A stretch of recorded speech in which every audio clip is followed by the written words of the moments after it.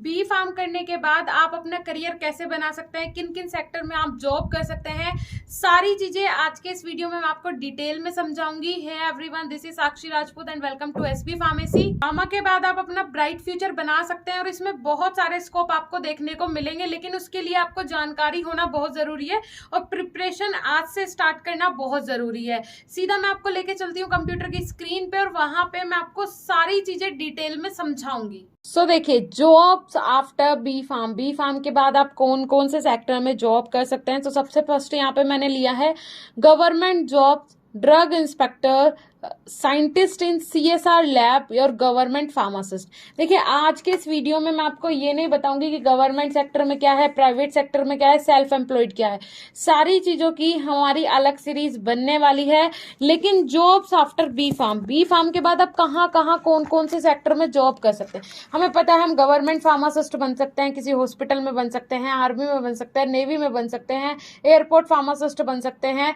सारी चीजें हमें पता है, लेकिन हमें ये चीजें नहीं पता होती। देखिए, गवर्नमेंट जॉब में मैंने सब ले लिया, हॉस्पिटल फार्मासिस्ट ले लिया, डिफेंस में आप फार्मासिस्ट हैं, किसी भी बैंक में फार्मासिस्ट हैं, ये सारी चीजें आ जाती हैं आपकी किसमें, गवर्नमेंट जॉब्स में। ठीक है।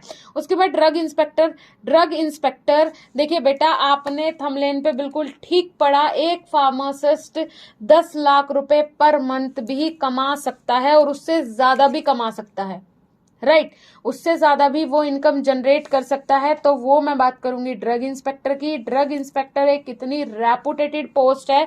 अगर आप बी फार्म करते हैं तो आपको फर्स्ट डे से ही अगर आप अपना टारगेट बना लेते हैं कि मुझे डीआई बनना है, मुझे ड्रग इंस्पेक्टर बनना है, बहुत ही रेपुटेटेड पोस्ट है। ड्रग इंस्पेक्टर का मतलब क्या होता है, ये ऐसे इंस्पेक्टर होते हैं, जैसे आपने देखा होगा जो मेडिकल स्टोर वगैरह पे जब रेड वगैरह होती है या फिर चेकिंग के लिए कोई आता है तो वो ड्रग इंस्पेक्टर ही आता है। अगर आपको अपना लाइसेंस बनवाना है, ड्रग सेल्स का लाइसेंस बनवाना है, बी फार्म कर लिया, डी फार्म कर लिया, रजिस्ट्रेशन हो गया, अब आपको लाइसेंस चाहिए होलसेल का, रिटेल का, तो वो आप अपने डिस्ट्रिक्ट के ड्रग इंस्पेक्टर से कंसल्ट करके ही बनाएंगे। तो ड्रग इंस्पेक्टर की जो मीन्स बोल सकते हैं सैलरी है या फिर उसकी कमाई है, उसकी कोई भी लिमिट नहीं है, वो किसी भी लिमिट तक कमा सकता है। उसके बाद आता है साइंटिस्ट इन सीएसआर। अब सीएसआर क्या होता है, सीएसआर का मतलब होता है कॉर्पोरेट सोशल रेस्पॉन्सिबिलिटी। ये गवर्नमेंट के अंडर आता है, कॉर्पोरेट सोशल रेस्पॉन्सिबिलिटी। इसमें रिसर्च प्रोग्राम्स वगैरह होते हैं, अलग अलग प्लानिंग होती है, बिजनेस डेवलपमेंट के लिए होता है, पब्लिक हेल्थ सर्विस प्रोवाइड करवाई जाती है। तो इस टाइप का काम होता है। ये क्या होते हैं, साइंटिस्ट होते हैं सीएसआर में। मतलब सीएसआर मतलब कॉर्पोरेट सोशल रेस्पॉन्सिबिलिटी, जिसमें कि बड़े बड़े काम होते हैं, बिजनेस आइडियाज होते हैं कि हम और क्या इन्वेंट कर सकते हैं किसी भी ड्रग में या फिर किसी भी ऐसे प्रोडक्ट में जिसे लेने के बाद और अच्छा इफेक्ट का पेशेंट पे वो और अच्छा इफेक्ट दे। तो ये सब काम कहाँ होते हैं, कौन करता है, साइंटिस्ट करते हैं। सीएसआर सोशल रेस्पॉन्सिबिलिटी के लिए ये जो फार्मासिस्ट हैं ये अपॉइंट किए जाते हैं। ये भी बहुत पेएबल जो जॉब है, ये भी बहुत पेएबल जॉब है और बहुत ही रेपुटेटेड जॉब है। उसके बाद गवर्नमेंट फार्मासिस्ट, जैसे कि मैंने आपको बता ही दिया गवर्नमेंट जॉब्स क्या होती हैं। वह फार्मासिस्ट बनने के बाद, फार्मेसी करने के बाद, बी फार्म करने के बाद, देखिए बी फार्म करने के बाद आपको एक और बेनिफिट होता है कि आप ग्रेजुएट हो जाते हैं। किसी भी ग्रेजुएट लेवल के एग्जाम में आप अपीयर हो सकते हैं तो गवर्नमेंट जॉब्स में। और गवर्नमेंट फार्मासिस्ट आप कैसे बन सकते हैं, हॉस्पिटल फार्मासिस्ट की वैकेंसीज निकलती ही रहती हैं, परमानेंट निकलती रहती हैं, तो आप उसमें भी क्या बन सकते हैं, मींस गवर्नमेंट फार्मासिस्ट बन सकते हैं। साथ ही साथ डिफेंस में भी, रेलवे में हो गया आपके फार्मासिस्ट की वैकेंसी, एयरपोर्ट फार्मासिस्ट की वैकेंसी, उसके बाद बीएसएफ फार्मासिस्ट की वैकेंसी। देन आपकी अगर मैं बात करूं बैंक में फार्मासिस्ट किस तरीके से बन सकते हैं, तो ये सब आ जाता है गवर्नमेंट फार्मासिस्ट के अंदर। उसके बाद आ जाता है रिसर्च एंड डेवलपमेंट। देखो रिसर्च एंड डेवलपमेंट क्या होती है, फार्मासिस्ट का जो काम होता है इसमें रिसर्च का मतलब क्या है, मतलब वो डिसीज को अच्छे से समझ सके। रिसर्च करने का मतलब क्या होता है, भाई किसी ने कोई भी नई रिसर्च करी, कोई भी नई चीज बनाई, उसका मतलब क्या है कि उसने जो बनाया पहले उसे पूरी तरीके से अच्छे समझा। तो हमें ड्रग की ही रिसर्च करनी है तो हमें पहले क्या समझनी पड़ेगी, डिसीज समझनी पड़ेगी। डिसीज को पूरी तरीके से समझ लिया, उसके बाद एक टारगेट उसने किया, जैसे ये डिसीज है, डिसीज को हमने समझ लिया पूरी तरीके से कि बीमारी है क्या, फिर हमने टारगेट की अपनी ड्रग को कि वो किस साइड बॉडी में किस साइड पे जाके एक्शन दिखाए जिससे कि ये डिसीज सही हो सके।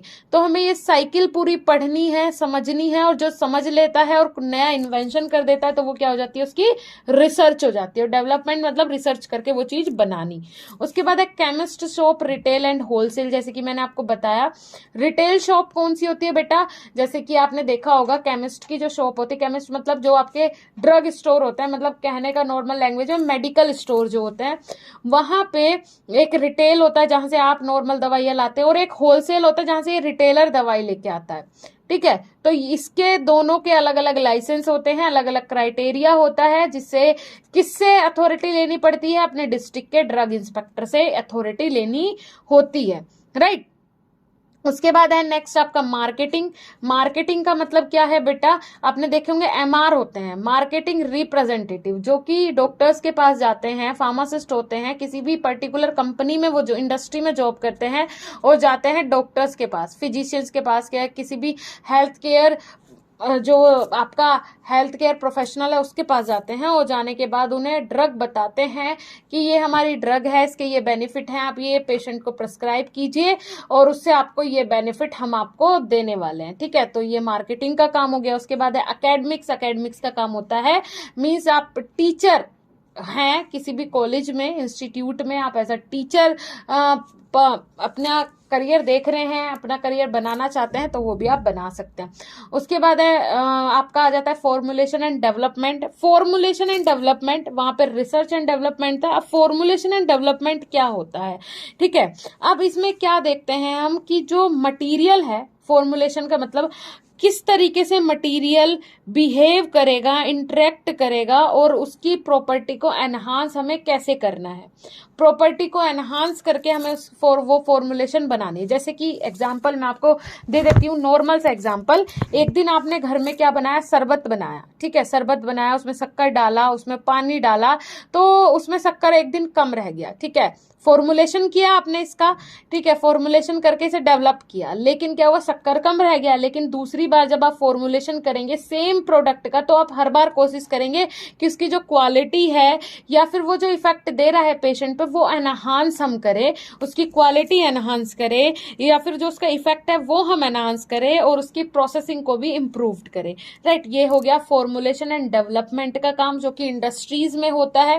क्वालिटी एश्योरेंस काम क्या होता है, क्वालिटी एश्योरेंस, देखिए ड्रग इंस्पेक्टर के लिए जो एक्सपीरियंस मांगा जाता है वो आपका इंडस्ट्रियल का एक्सपीरियंस मांगा जाता है, कम से कम 2 से 3 साल, और वो भी QA का या फिर QC का। QA मतलब क्वालिटी एश्योरेंस और क्वालिटी कंट्रोल। ठीक है, क्वालिटी एश्योरेंस मतलब क्वालिटी को एश्योर करना, पता करना कि आखिरकार हमारे प्रोडक्ट की क्वालिटी है क्या।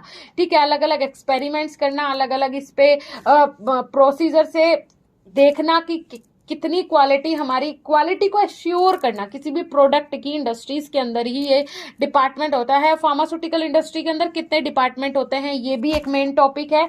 आज मैं आपको बता रही हूँ कि इतने जो बोल सकते हैं, अगर मैं डिवाइड करूँ, क्लासीफाई करूँ, तो इतने एरियाज में, इतने फील्ड में आप जॉब कर सकते हैं फार्मा के बाद। बहुत ब्राइट फ्यूचर है, बहुत ब्राइट फ्यूचर है, लेकिन वो आपको बनाना कैसे है, वो आपको आज से, अभी से फॉलो करना पड़ेगा, और अभी से अपनी नीश बनानी पड़ेगी कि मुझे ये बनना है और मुझे ये ही बनना है। 4 साल बहुत होते हैं, बहुत होते हैं। 4 साल अगर आपने किसी चीज को दे दिया, मतलब आपकी पूरी लाइफ सेट हो जाएगी। क्लियर हुआ बच्चे। उसके बाद है नेक्स्ट आपका regulatory bodies member of DATB और AICTE। DATB क्या होता है मैं आपको बता देती हूँ, ड्रग टेक्निकल एडवाइजरी बोर्ड। ये भी बहुत ही रेपुटेटेड पोस्ट होती है। ड्रग टेक्निकल एडवाइजरी बोर्ड ये होता है। इसमें जो बंदे होते हैं वो हाईली एजुकेटेड होते हैं, ठीक है, जिन्हें बहुत एक्सपीरियंस होता है, वो इसमें आते हैं।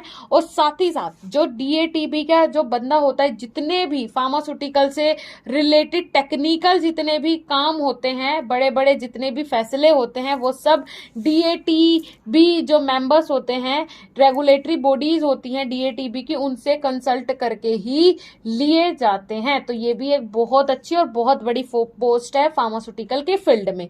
उसके बाद आ जाते हैं AICTE। अब AICTE क्या होता है? All India council of technical education. All India council of technical education means क्या है ये all India council technical education?